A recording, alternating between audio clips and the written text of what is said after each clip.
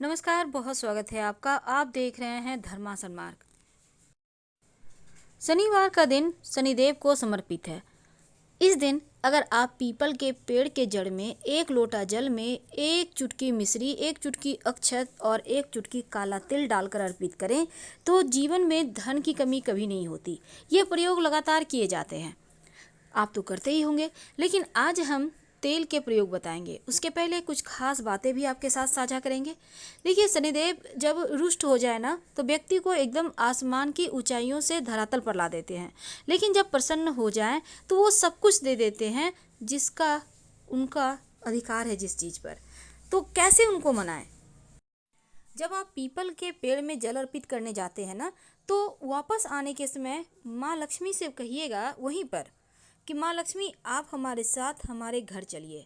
लगातार कुछ शनिवार ये प्रयोग करें, यकीन मानिए आपके घर माँ लक्ष्मी आ जाएंगी।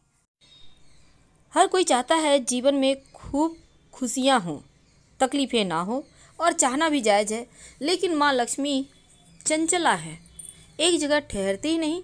अब ऐसे में माँ लक्ष्मी की कृपा बरसती रहे और आपके जीवन में खुशियाँ ज़्यादा हो, तकलीफ़ें कम हो। क्योंकि हम ऐसा नहीं कह सकते कि तकलीफ़ें हो ही ना, क्योंकि सुख दुख तो लगा ही रहता है, दोनों ही भाई हैं। इसलिए कम हो तकलीफ़ें और खुशियाँ ज़्यादा हो। क्या करें? बहुत सिंपल तरीके से हम आपको एक छोटा सा प्रयोग बताएंगे। आप अपने घर में जैसे रोज़ काम करते हैं वैसे ही कीजिए, बस थोड़ा सा उसमें बदलाव लाना है। घर में जब आप सुबह सुबह सोकर उठते हैं ना, तब एक छोटा सा काम करना है, लेकिन एक बात हमेशा ही याद रखिए, अपने घर को हमेशा साफ सुथरा और व्यवस्थित रखिए। हर एक सामान को करीने से सजा कर रखिए। अव्यवस्थित चीज़ें घर के वातावरण को दूषित करता है, निगेटिविटी को बढ़ा देता है, मानसिक परेशानियों में उलझा देता है। घर में जब आप साफ सफाई करते हैं, सुबह सुबह जब उठते हैं सोकर, जब आप घर का मुख्य दरवाज़ा मेन डोर खोलते हैं, तब 2-4 बूंद गंगा जल घर के चौखट में ज़रूर डाल दें। अगर गंगा जल ना हो तो प्लेन वाटर आप डाल सकते हैं, कोई दिक्कत नहीं है। और शनिवार रविवार के दिन एक नियम बना लें, घर के मुख्य दरवाजे के बाहर की सफाई में पहले झाड़ू ना लगवाकर पहले पानी डलवाएं, फिर झाड़ू लगवाएं। इससे क्या होगा, जो भी अगर किसी ने कुछ किया होगा आप लोगों के ऊपर तो वापस से उसी के पास चला जाएगा।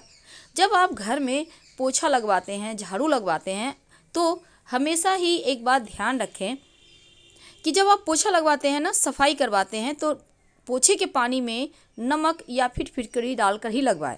कोई भी नमक यूज कर सकते हैं, कोई भी फिटकरी यूज कर सकते हैं, कोई दिक्कत नहीं है।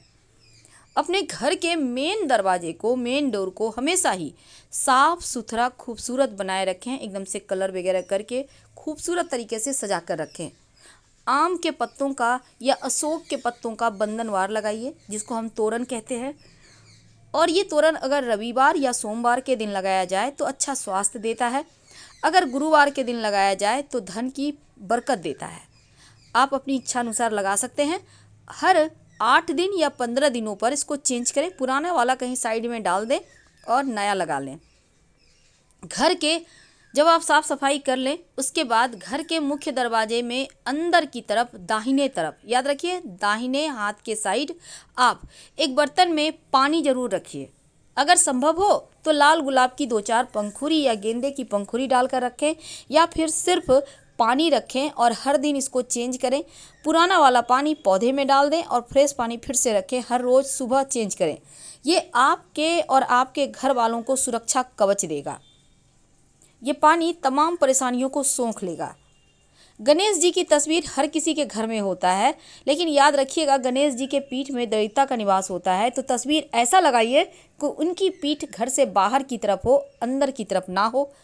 यानी घर में आपको गणेश जी की तस्वीर अंदर की तरफ से लगानी है, पर पीठ बाहर की तरफ हो। दक्षिण पश्चिम साइड में मत लगाइएगा। जब भी लगाइए आप पूरब साइड या उत्तर दिशा में लगा सकते हैं। गणेश जी के माथे पर 3 मोर पंख सजाइए, यह घर के वास्तु दोष को दूर करता है। याद रखिए 3 मोर पंख सजाना है।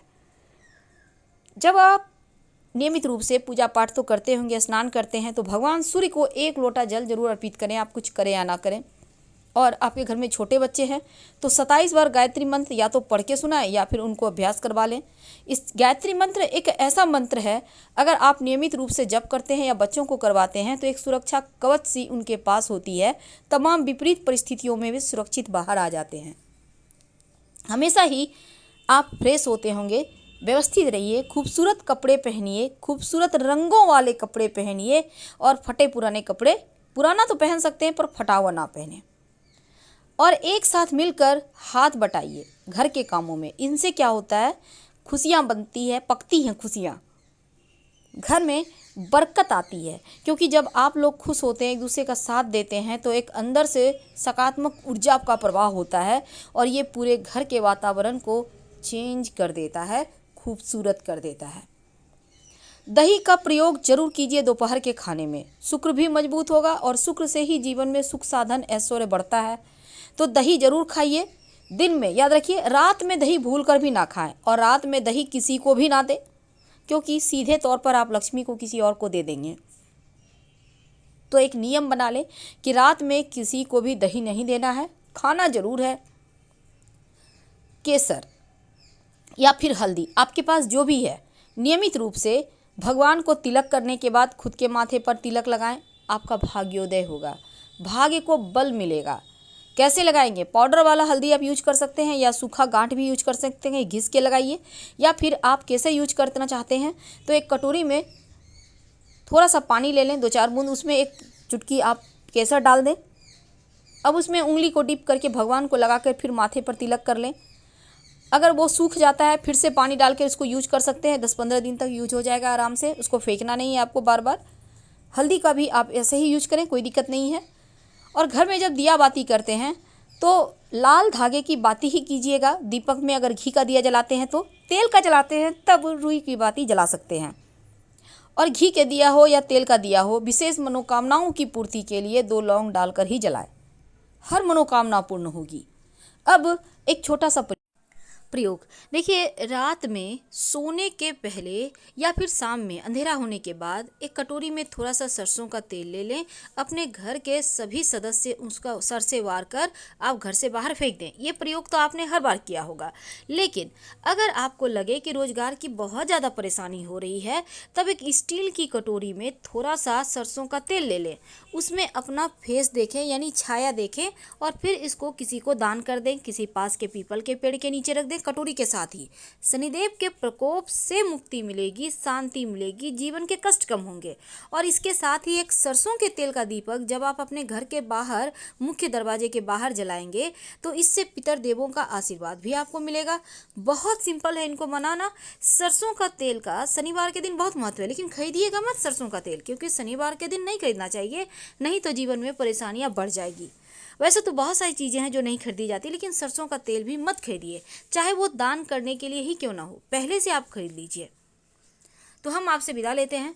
इन छोटे छोटे प्रयोगों को करके जीवन की मुश्किलों से आप आसानी से बाहर निकल आएंगे और धन की मुश्किल भी दूर हो जाएगी। फिलहाल फिर मिलेंगे। हर हर महादेव।